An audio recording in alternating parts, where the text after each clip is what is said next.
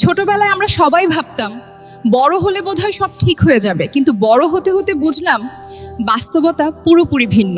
বড় হয়ে বুঝলাম জীবন এক অদ্ভুত যাত্রা। ছোটবেলায় ভাবতাম বড় হলে সব ঠিক হয়ে যাবে, নিজের মতো করে চলতে পারবো, যা ইচ্ছা করা যাবে। কিন্তু যত বড় হলাম তত বুঝলাম বাস্তবতা তত ভিন্ন। যত বড় হতে থাকি জীবন তত জটিল হচ্ছে। ভুল করলে ক্ষমা চাওয়া সহজ, দায়িত্ব ছিল কম। বড় হবার সাথে সাথে দায়িত্ব বাড়ে, চাপ বাড়ে, সিদ্ধান্ত নেওয়ার ভার, পরিবার, সমাজ সব মিলিয়ে যেন এক অদৃশ্য বোঝা আমাদের কাঁধে এসে পড়ে। জীবন কখনো সহজ হবে না।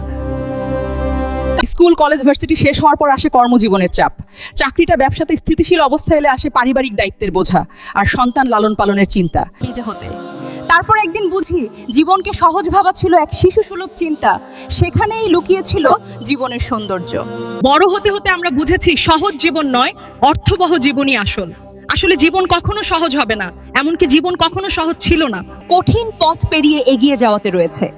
জীবনের সংগ্রামগুলোকে অ্যাকসেপ্ট করে নিলে জীবন আরো সহজ হয়ে যায়। কঠিন পথ পেরিয়ে এগিয়ে যাওয়াতে রয়েছে।